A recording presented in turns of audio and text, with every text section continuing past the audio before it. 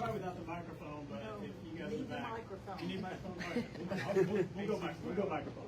Okay, well, thanks, Brad. Thanks to the library, and thank you all for coming out today for this little talk here. We're going to talk about the Civil War artifacts that were recovered from the Congaree River. And you folks in and around town probably remember seeing the coffer dam on the other side of the Gervais Street Bridge for a year or so more down there. There used to be a little alluvial fan and a landing where people would come, with inner tubes and launch and hang out and fish there. Right in there is where the ordnance was thrown during the Civil War. We've got, let's see, so let's figure out what was there and how it all started. And it all started with that guy. There he is, William Sherman, and the burning of Columbia in 1865. I did kind of a version of this talk at the South Carolina Department of Archives and History, and they were telling me all about what they knew about Sherman and how even in South Carolina his name is still not known, but apparently they've got like an old daguerreotype of Sherman at the Archives of History with his eyes crossed out, and people have been mad at Sherman for a long time, right? The Yankee that came down and burned everything. So to set the stage a little bit, right? This all happened pretty much towards the end of the Civil War in 1865. So December 1864, Sherman had come through, burned Atlanta, had his troops run through in the Southern Campaign, come through all the pine lands of Georgia, and then before Christmas, he was all set up at Savannah, and he had sent a letter to Lincoln saying, "Dear Mr. President, for Christmas, I offer you the city of Savannah." Just surrender. So they were all sitting there for a while, just sort of regrouping until February of 1865. And he then started to move into South Carolina. It's kind of a good strategy. He split up his troops and had the cavalry kind of run up the Savannah River west, making it look like they were going to go towards Augusta. Had another branch kind of run up the coast, making it look like they were going to go to Charleston, and then another wing running up towards Columbia. So that essentially kind of froze everybody in place in South Carolina. They didn't know which way he was going to go, which city he was going to run to next. And that really kind of threw everybody off in Columbia that had these warehouses full of old ammunition and arms and armaments. By February itself, and here's a good quote, right? They finally figured out he was coming to Columbia, and Union troops were out there essentially saying, South Carolina is where this war started, and this is where we're going to end this war. So they wanted to make a big statement out here. 1865, this is what happens, and most of you probably know and have seen some of this, but it ended up in a lot of destruction over a couple of days. The burning of Columbia. You go to the Capitol building out there, and you can still see where damage is from this taking over the city. Old cannonball shots, and they're all marked with the brass stars out there. It's pretty cool to see. When I got family that comes down here, we kind of show them around and take them to show a little bit of the history of what's going on there. We're lucky enough. We have resources here like the South Carolina Archives and History, and we have records of the Civil War where we can go back and really kind of get details on how this site came to be and what was happening out there. And one of the things we found at Archives and History is this journal, this diary of Emma LeCompte. And she was this 17-year-old girl that was just sort of writing about what she was experiencing in Columbia at the time of the war. And you can look through some of these, but beginning February 12th, 13th, she's all pretty excited. Everybody was thinking, the Union troops promised they weren't going to come to Columbia or do anything. Valentine's Day, the 14th, the whole town is in a panic now. everybody knows the Yankees are reported just a few miles away on the river, and no one seems to know what it's going to be. So, you know, I mean, you can just imagine this junior in high school girl out here sort of writing in her journal, you know, like TikTok or Instagram, you know, before that. So she's given like a really detailed, you know, in-person experience and account of what's going on here. By the 17th, right here, well, they're here. General Sherman has assured the mayor that he and all the citizens may sleep securely and quietly tonight, as if it were under Confederate rule. And then the next day, what a night of horror and misery and anger. You know, they were all told, you know, they all thought it was going to be, you know, a relatively simple surrender and whatever else there. But, you know, by the 18th, you know, Columbia was burning. And she really told these the Yankees out there. And throughout kind of some of this diary, she's very critical of the Union troops, I guess we can say that. This one I got highlighted a little bit. It's an interesting story on the 19th, and it kind of leads to what was going on with why we encountered all these cannonballs and stuff in here. They stood by the front window of their house, and they were shaken by a terrible explosion. One of their friends said that the Confederate troops had buried a number of shells near the river as like a booby trap, and an attempt to excavate them accidentally caused an explosion that killed a great many Yankees. And that's, I love this. How I rejoice in thinking of any of them being killed. She says she is not a big fan of the Yankees. But so this is what she's seeing, or you know, what the general public of Columbia is kind of thinking about what's going on. Well, besides the diary, we also have the official records of the Civil War kind of detailing what is going on. And these are just sort of quotes and letters run through by various officers and engineers about the taking of Columbia.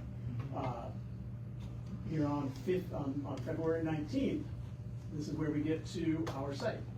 A detail of 500 men from the 1st and 2nd Brigades were used on duty, and they were sent to destroy all the public works, the machinery, the ordnance, and the ordnance stores, of which there were large quantities. So, and then we get to the point where in the records they talk about that explosion that Emma LeCompte talked about.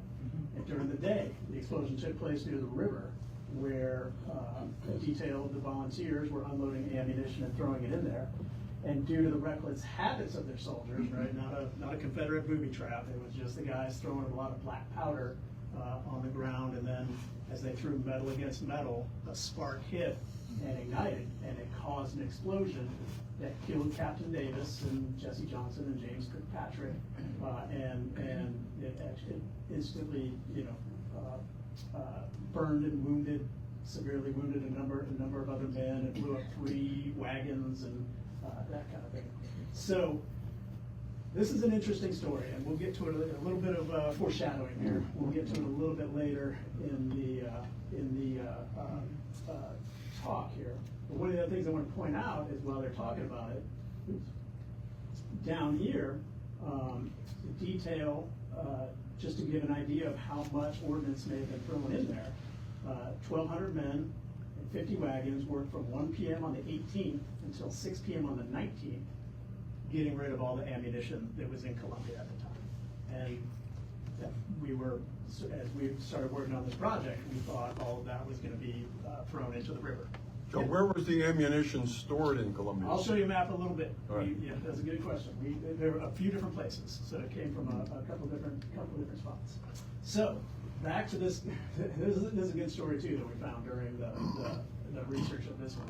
Captain Davis was blown into the river, and his body was not found until 3 days later, and it was found further downstream towards the Congaree Swamp. Confederate troops, or people of Columbia, were pretty mad about being burned out by the Union soldiers, so they just left him there. And eventually somebody came and found him, and his body is now buried at the Florence National Cemetery, and you can go see his headstone out there. So he was, you know, one of the casualty of burning of Columbia during that expedition, that invasion. And this is just kind of going back a little bit, talking about the men, the different brigades that came, and how large of the level of effort it took to remove some of this ordnance from the sites and stores in Columbia. So here you go. This is where they were. So the circle over here, right, Gervais Street. This could go. Senate Street, we saw that bird's eye view map.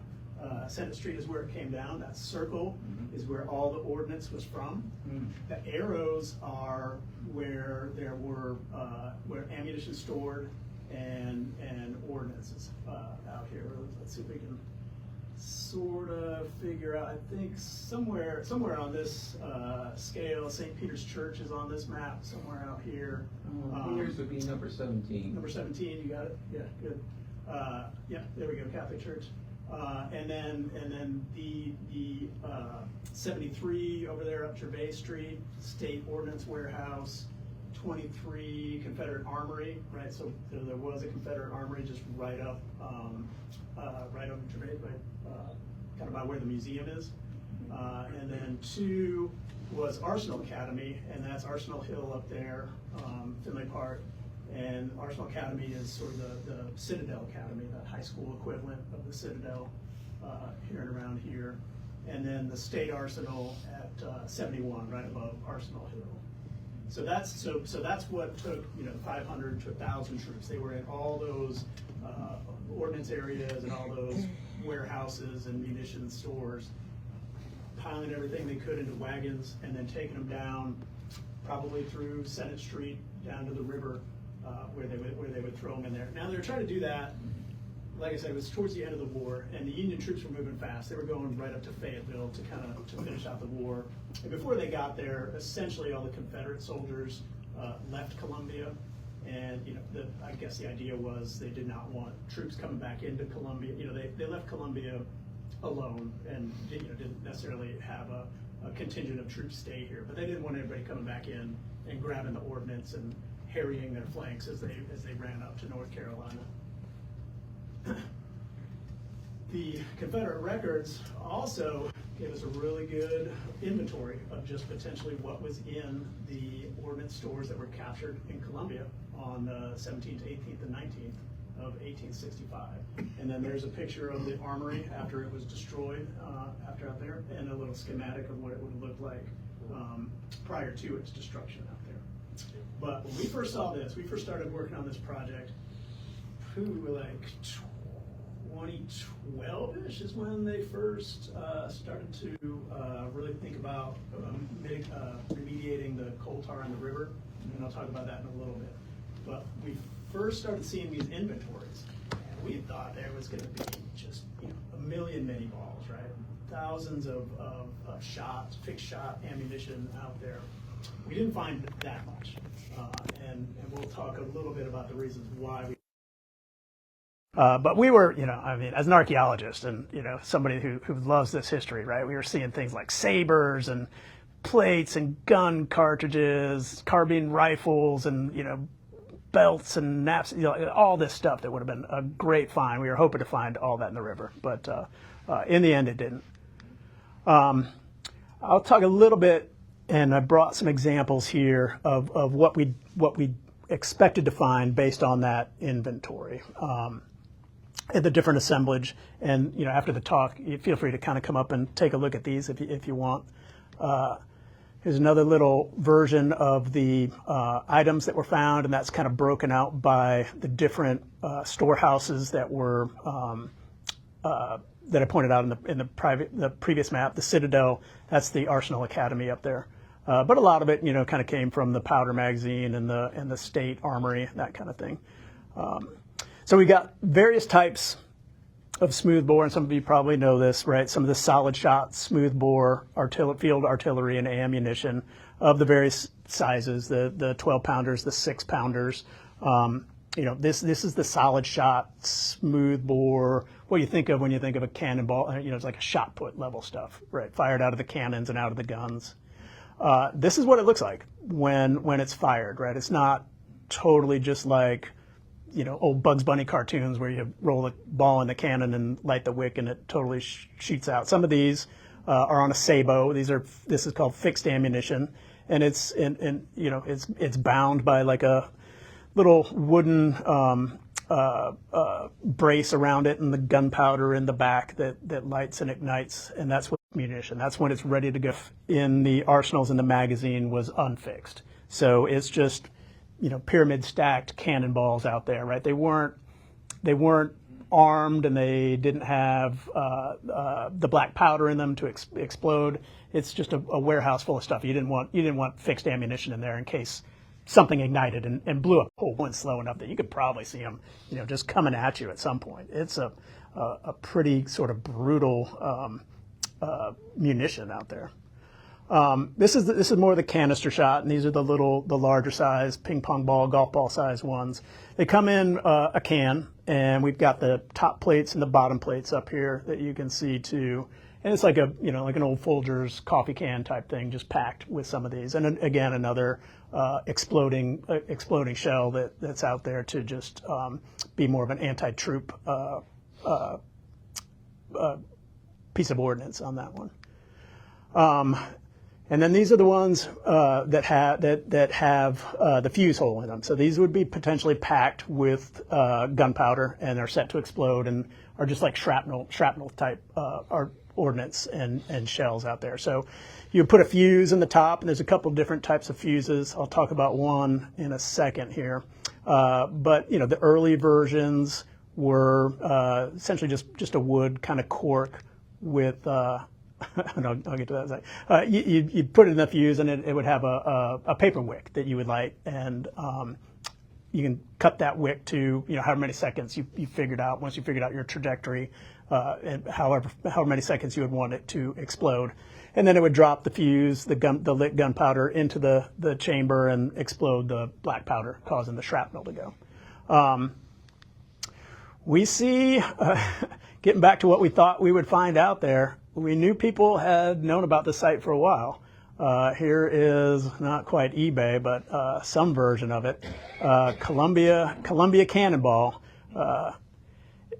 excavated excellent condition, came from the Congaree River in Columbia. There's a D stamp near the fuse hole, kind of indicating what it was. So people have known about this for a long time and had been working out there and collecting, just amateur collectors.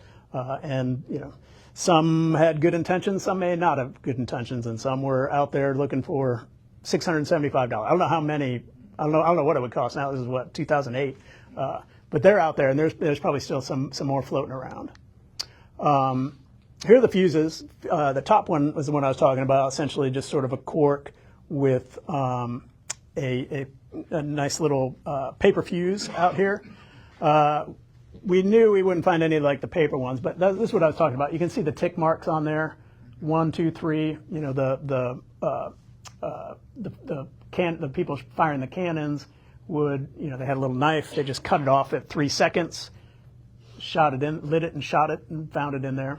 And then as technology advanced over the course of the war, you would get the fuses that more screwed in and were a little more reliable than the paper fuse. Now this is a Borman fuse. We had talked with folks about potentially exploding ordnance out here when we were down at the river. The general consensus was that if there was a fixed cannonball that had black powder in it, if the fuse hole was open and exposed to the water, essentially they were pretty safe, right? You as long as that black powder is either maintained in a wet condition, it's pretty stable. The potential danger would be if that black powder came out and was allowed to dry, it becomes a little more unstable. A spark could let it off. But there's ways, if it was an open fuse, that you could just, hose it out, get some water and hose it out. This is one that we were told would be potentially a problem. This is a Borman fuse, and it's a screw-in fuse, and it's kind of sealed with pewter on the top, and it's a metal seal. And instead of cutting the wick, you there's little keys, you open like an old can, like a little can opener type thing, and you'd hit the key at 3, and then the fuse would and there's a ring in the Borman fuse just full of gunpowder. So you'd hit it at 3, you drop you ignite it, and then the gunpowder to the left would go down to 5, and then just hit a wall and not explode, and then it would drop down to 1, and then drop down into the chamber and light the gunpowder in the middle there. So those are sealed tight, and those are essentially waterproof. So we were told, we're never going to have those. There's not going to be any fixed munitions out there. But remember that. Another case of foreshadowing that'll come up a little bit later. And then it runs out to a number of mini balls and ball cartridges. This far one on the right with the 3 little BBs on the top of it, we started finding a lot of those smaller little things, and that's just another version of kind of a shotgun shell pellet. The little small BBs, they're not going to kill anybody, but they're going to sting you like a wasp if you're out there in the field. They just shoot out and they just start causing confusion. But there are reports that there's a million of these things potentially out there. So here it is. After the Civil War, they were all dumped in there. And we know that immediately after Union troops left, people went down there and they grabbed any of the mini balls or the shot or anything that they could use on their own for their own uses. So we knew people had started picking this site over for and collecting from there almost the day after troops left. But we also know, because of that, people have known about this site for, 161-ish years now, or however long it's been. And looking back through the records, we see here in 1930, the state reported that 2 fishermen recovered ammunition from that area of that small tributary near Gervais Street Bridge. And if you go down there and walk the river walk from the museum down to that park, that tributary is still there. And that's kind of an important part of the story later on how that coal tar got down there. That tributary is where all the runoff from the manufactured gas plant, all the creosote came down from that into that tributary. This is a big reason why we did not find as much as we thought. Back in the 1930s, the mayor of New Brooklyn did a huge excavation out there. Apparently the river levels were so low and people were out there reporting that all kinds of cannonballs were visible. You go down there even these days when it's dry, you can kind of rock hop from rock to rock over most of that river. But he went down there and had a huge number of people help him out, put in drag lines, had people walking through there, and the collection got hit right. Almost 2,000 artifacts were recovered. Or at least 2,000 will be displayed somewhere out there. Nobody knows where these are. There's 2,000 artifacts from here somewhere out there. We think it's just a whole bunch of iron that's probably in the basement of the old mayor's house somewhere in Casey or New Brooklyn somewhere that just either got buried or he tossed away or he started giving away as just gifts and presents and stuff like that. Could have been used for scrap metal drives during World War II. Yeah, that could be too. Right? It's just just a bunch of iron, and at some point, what's the use of it for these guys back in the 30s? But if these guys were grabbing it even into the 1930s, getting thousands and thousands of artifacts, we know slowly over time the attrition of what was out there is getting smaller and smaller out there. So we know from the 60s, and so this is kind of where we start coming into it. Early 1900s to mid 1900s, there was a manufactured gas plant in Columbia, and they produced all the gas for the gas lights downtown and some power and some lighting down there. As a byproduct of creating that gas, this creosote kind of coal tar is produced, and they have to get rid of it, right? They can't do anything necessarily with it.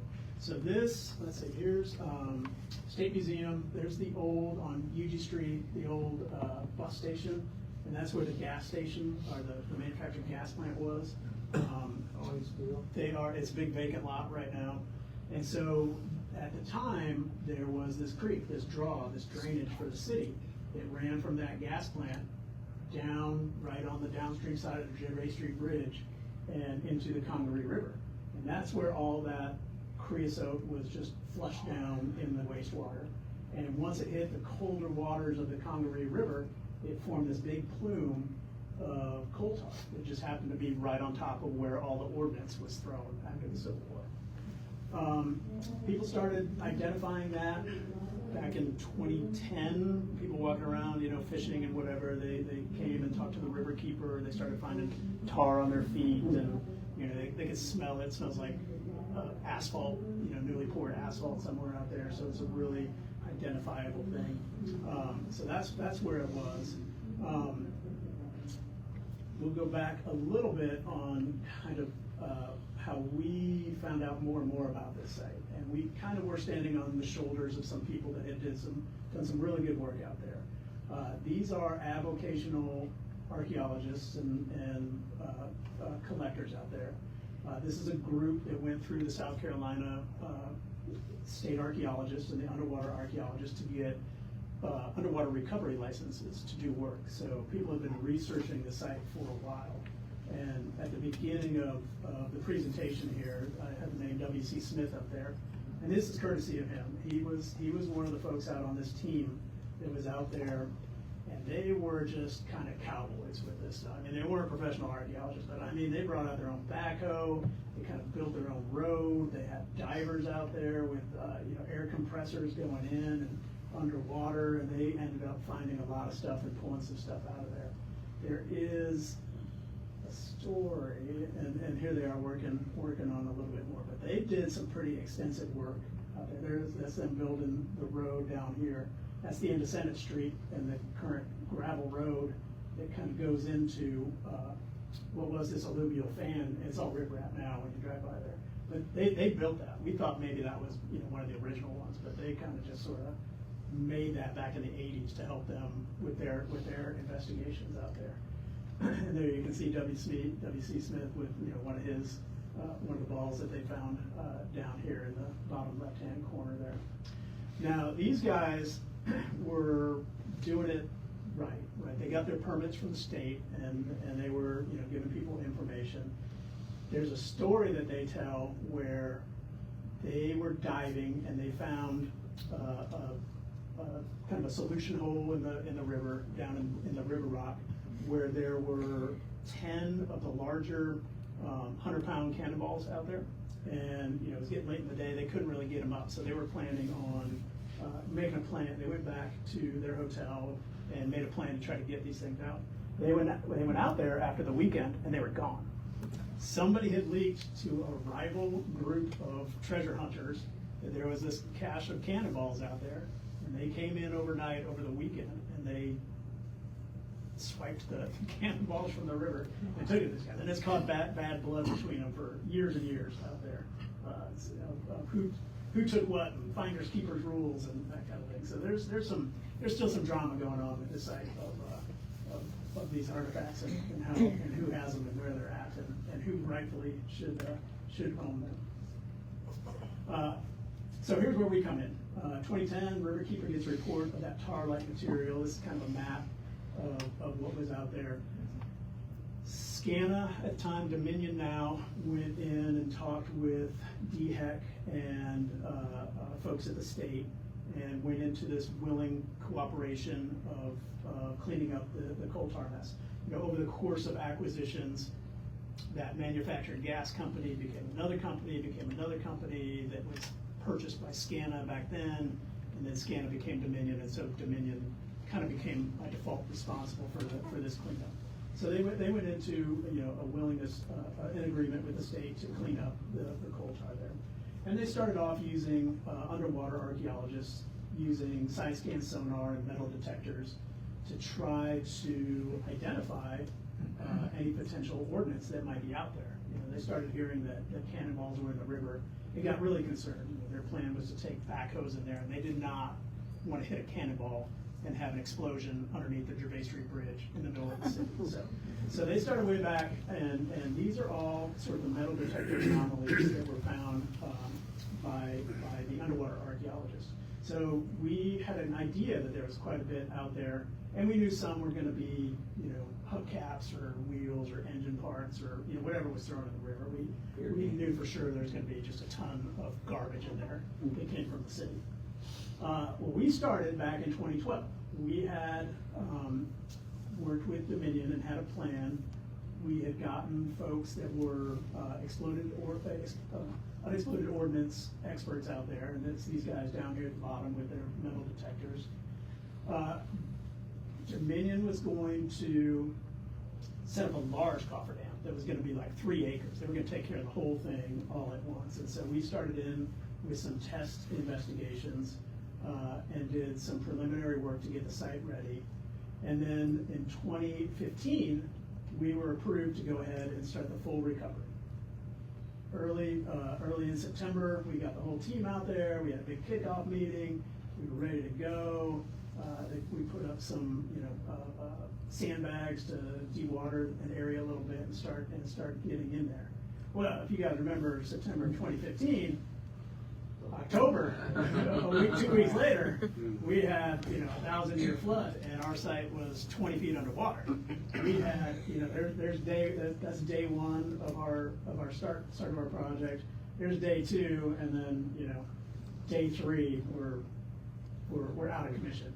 And as part of that, you probably remember the canal burst, and the Columbia Canal is an earthen mound, right? And so all that sediment from the canal wall buried right on top of our site. And there were 25,000 cubic tons of soil that just got buried out there that suddenly we had to go back to the drawing board and figure out whether or not we could even do this project anymore. But we did, so we're back. From 2016 to 2023, all the plans had to be renewed, had to go through the Corps of Engineers again, had to go through DHEC again, had to change different plans and sizes of how this was going to be done. Ended up making 2 smaller cofferdams rather than one big one. Ended up not doing the entirety of the distribution of the cannonballs that were potentially out there. So they got into an agreement where the deeper areas would not need to be remediated because humans would not be able to touch that part of the river bottom out there. So they made it out there, and some of you probably remember seeing that cofferdam as you're driving over the Gervais Street Bridge. And that's where we were for a couple of years, working with, or essentially a year, working for these folks out there. We started off, they set up their cofferdam, and stage 1 was to get the unexploded ordnance of people out there with their metal detectors. And I don't know if you can really tell with this picture with kind of the lights, but every little pink flag out there is a metal detector hit. Wow. And that, each one of those kind of had to be investigated as possible ordnance, right? There could be cannonballs in every one of them. Now, a lot of them were fishing weights and, easy enough to kind of discriminate against with the smaller hits. But we were also looking for those smaller hits for the mini balls and the shot and the bullets out there. So that took a while to get through because there was a deal with the state and law enforcement that only the unexploded ordnance people could excavate one of these hits because they didn't know for sure if it was going to blow up. So we worked with them as they were running through that and knocked out all these flags. And then once we determined, so we started finding things like the bullets. That's one of the larger 10-inch cannonballs that's unfused.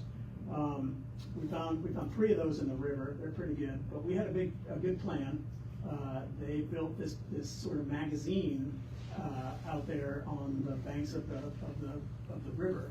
And it's kind of cool. I mean, it's really thick-sided metal structure. The roof of it was not sealed, so it's just sort of another piece of metal laid over the top of it. The idea being that if something exploded, the explosion would take the path of least resistance and blow up and not out, and not blow up into the condominiums that are right across the street and make all the rich people mad that their house blew up.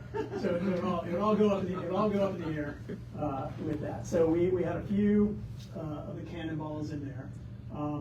And it was good to have, these, the UXO guys out there testing stuff out. We all quickly became potential bomb disposal technician experts. So we got, this is a book I got, and it comes from, this guy self-published this thing, and he makes you sign a waiver that this book is for entertainment purposes only, and you are not, you gotta promise him that you're not gonna use his, inerting methods to, work with any unexploded ordnance stuff. So we had to sign a paper saying that that he was not responsible should we blow ourselves up. We were trying to defuse some of these bombs. But the UXO guys were out there, and they used, super scientific methods like poking it with a stick to make sure that it was not good. And they were experts. They were experts out there. But we started, it was great because we started finding stuff out there that we wanted to find out there, and that we knew was out there. So the next stage, once the UXO guys got out, they brought in the heavy equipment, and they started removing all the sediment and all the coal tar that was down there. Big track hose would take everything and load it into roll-off trucks, and they'd send it to us to process and run through and do the archaeology on. So, it's not like a standard archaeological data recovery where we're trying to map everything in. This was kind of an agreement we made with the State Historic Preservation Office and the Corps of Engineers to be more of a salvage thing.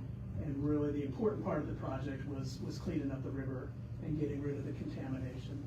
But the side project was, get as much data as you can from the archaeology. So they took it up to us and put it up in some big piles, and it looks cool and neat, but it's actually on top of the Richland County landfill, and it smelled awful.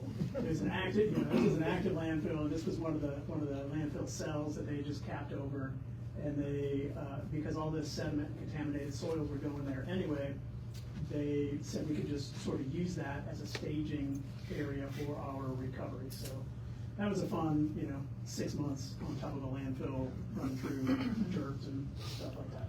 But there's so much of it, we had to use some pretty creative methods. This is a sediment sorter for mines. They use it, there's a big hopper in there, and it drops the soil through different layers of screens with different gauges. So the soil would go through a 1.5 inch screen at the top, and it would come off one of the conveyor belts up there, and then it would drop to a 1/4 inch screen, and that 1/4 inch screen would come off to another one. And so we take the different sorted sediments and perform some different investigations on it through screening and hand screening and metal detecting.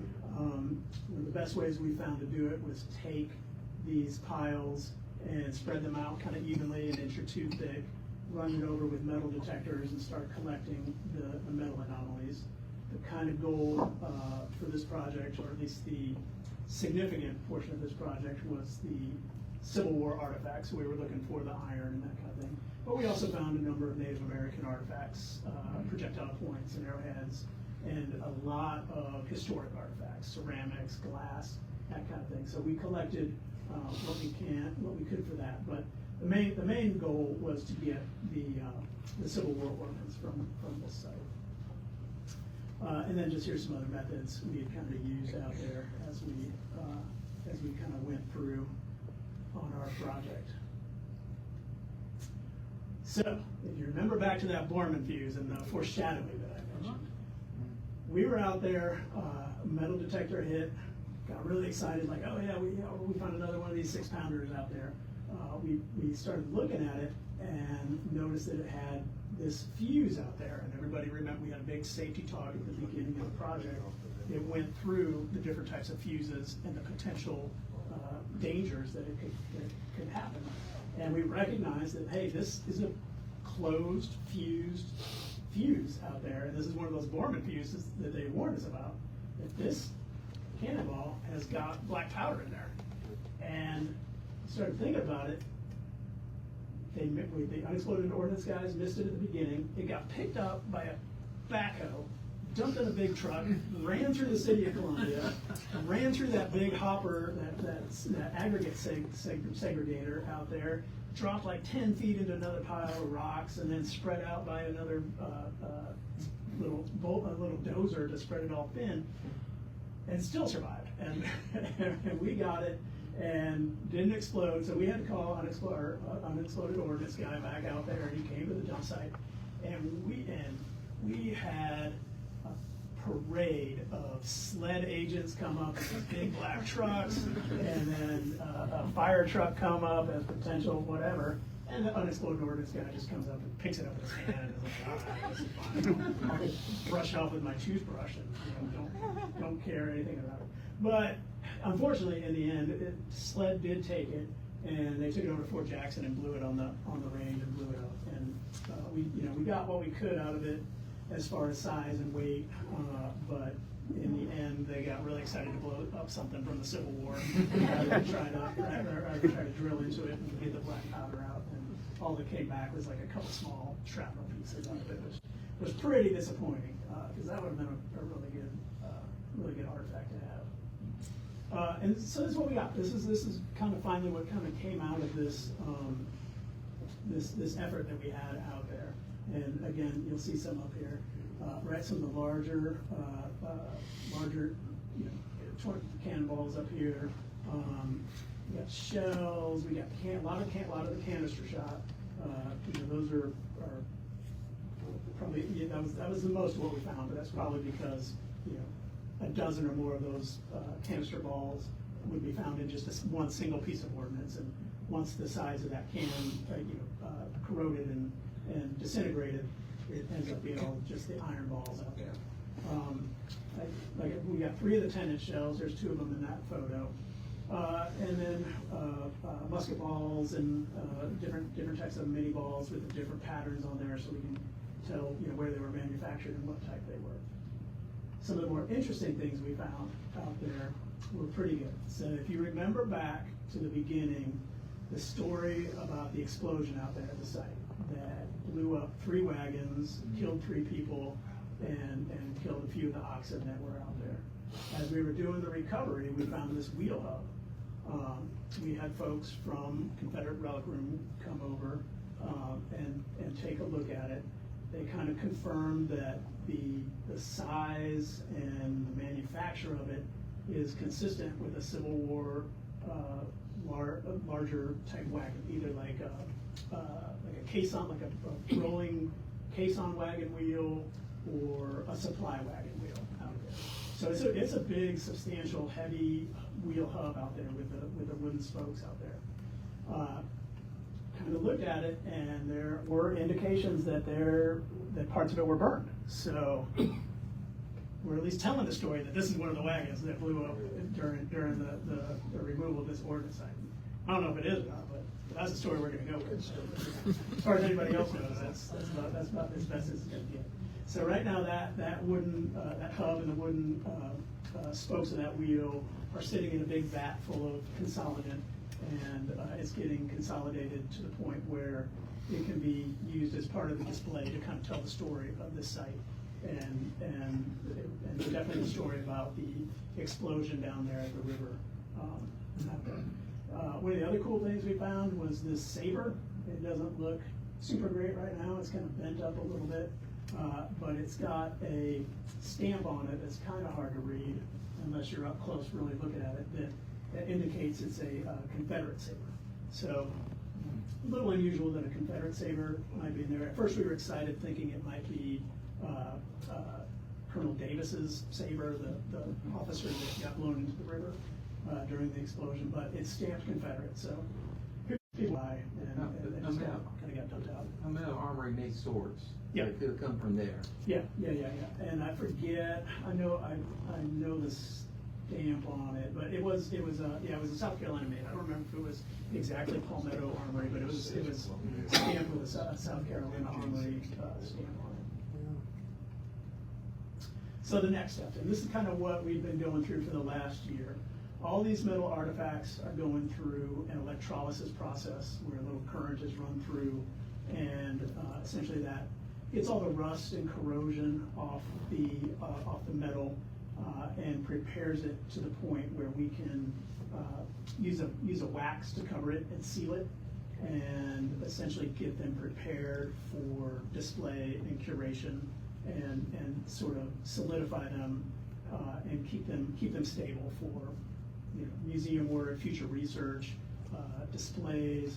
We've got an idea where we can potentially use some of these artifacts like we are today to take to the public for some public interpretation, or have versions, small scale sets of them that can be loaned to other museums throughout the state. Right now, like I said, they're all going to go to the relic room, but we also have been in talks a little bit with the Casey Museum. They're part of this story too, to have some of the relics out there. And the idea is to build a story and displays about the site itself, the Civil War, the burning of Columbia, and even some of the history of Columbia. We've got a lot of other metal artifacts that are related to the canal and the factories that were right there on the Gervais Street Bridge. There's a mill site that's right, a former mill site that was also right there by the Gervais Street Bridge, where some of those artifacts may have come from. But everything from mule shoes to industrial parts to locks. We found like 3 modern handguns that we had to turn over to the authorities there. Don't know if those got any disposition on cold case files or anything like that. We found Korean War era tracer bullet out there, one and like a an inert hand grenade, and we figured somebody just found those on up in the attic, Grandpa's attic or something like that, and like, I don't know what to do with this. Let's just throw it over the Gervais Street Bridge and get rid of it and not have it in the house somewhere out there. Which actually the unexploded ordnance guys, one of the first things they did was get up on Gervais Street Bridge, the walkway, and take a large rock and throw it as far as they could. And that was their radius, their throw radius of what potentially could be thrown and dropped from the bridge, just so they would know, potentially if there was a handgun or something like that found, they could kind of try to calculate that it came from the bridge rather than something else out there. So that's where we stand. And I do want to thank some of these folks. I have W.C. Smith right there with some of his collection from the river itself, and we're really happy to talk with him and get to know him a little bit and have him tell his stories about the river. There's folks from Relic Room out here and the State Museum. Some of the folks we worked with out there. Mona Grundon, my colleague who recently passed away, is out here and helped us out on this project a lot. And then folks from the State Historic Preservation Office who are helping us run through this collection and this project. So we want to definitely get a shout out to all those guys that helped out on this one. So that's what I've got. It's a lot of stuff going on with this particular project, and there's some interest some interest here. I'm free to take questions and talk as long as anybody wants to out there. And again, feel free to come on up and take a look at some of those. Yeah. I never could figure out where 17 St. Peter's Church. Oh, St. Peter's Church is on between Plain and Taylor Street now. Let's see. Yeah. Let's orient ourselves on where we're. Where's 17? Yes. 17 right there is right below Finley Park, or then Sydney Park. Okay. If you look at the map between Taylor and Plain is where it's located now. Yeah, that's where it was. Yeah, the one that was there in 1865 was torn down in the late 1800s and replaced by the current building. It was a wooden church that at that point had pretty much was being held up by termites holding hands. So, which is a shame because that one was designed by Robert Mills. Yeah. But the cemetery is still the original. Yeah, cemetery's original. Yeah. So that's pretty good. Yeah, there's a man buried there who was born in 1799 and died in 1902. Wow. Yeah. Where is that cemetery? It's right behind the church. Okay, Right you're behind. talking at Plain and Taylor now. Yeah. Well, St. Peter's now owns the entire block. Yeah, no, Yeah, I went there as a child. Yeah, but yeah, right behind the chapel. Yeah, still that original cemetery. Yeah, that's very interesting. Yeah. The city's looking at this exact spot of land right now. They had a session on Wednesday afternoon, in fact, 2 days ago, planning whether it's going to be a park or trails or whatever. Are you linked in with them? So this story. I was at that meeting. Okay, good. And So talked with a couple of the folks and let them know. You know, we had talked about, you know, I mean, this the canal, like I said, the canal Right. is still there, right up underneath the bridge here. This is there's a location of a mill right in there. There are other previously recorded archaeological sites on here. There's a historic bottle dump that apparently had a lot of the South Carolina dispensary bottles in it that had been recorded back in the 1980s. And then this is Kinsley Creek or Kinsley Creek or something like that. This creek is still there, right at the mouth of that creek, at the confluence of the river. There's a pre-contact Native American site out there too. So there are a number of previously recorded archaeological sites that we don't know the significance of yet, that haven't been fully investigated or tested out. So I did let them know that those are in and around their potential. I would hope they would at least have signage and maybe tell the story as well. That was part of what they talked about. You know, there is, you know, ideas to have some interpretive displays out there, not just for the cultural resources, but for some of the biological stuff, the plants and the animals and stuff like that. So they've got, I know they have a firm that has a biologist in there that has been talking with it, because this is all like a big wetlands marsh up around in here, kind of the Green Street area, and part of this creek. So they want to try to preserve, I guess, as much of the natural portion of that as well. But I mean, my take and my recommendation for them too was, you know, include the stuff, because like I said, the Dominion project, it only got probably about half of the plume of potential ordnance out there. This part around this creek, there was still potential cannonballs and stuff down there. We know in this little draw, this right here is the little stream where the creosote came down. We know that they were also throwing cannonballs in there, and that was out of our project area, so there are nobody go out there and start looking for them. But there are still potential cannonballs out there. The canal itself was around and had water in it. Why wouldn't you throw cannonballs in there as well? And now it's all kind of covered over and buried. So potentially on this park site, there's still some Civil War ordnance out there. And we were mostly concerned with what was in the water and getting that creosote, the contaminated soil out of there. But the reports from February of 1865 was that the river was very high and up high on the banks. And you couldn't throw, I mean, you know, you can't throw this thing far. This is going just right off the bank, and it's probably under, you know, still existing on the riverbank itself, and didn't make it all the way into the water. So there's some cannonballs and munitions probably still right in the earthen banks that's kind of covered up with riprap now. So there's potential out there. There's potential out there for sure. The winter of 1865 was the worst in 2 decades. It rained, sleeted, or snowed 28 out of the first 45 days of the year. And Sherman, you know, and his engineer post said they did not cross the Congaree because it was too swift and too wide. Yep. And supposedly equipment from the printing plant on Eugene Street was thrown either into the canal or the river as well. And also there was at least one, possibly as many as 12 power plants along the Congaree and the Broad River as well too. Okay, interesting. Yeah, you know, Gorgeous, who was the chief of ordnance for the Confederacy, said more ordnance was lost in Columbia than any single time during the war by the South.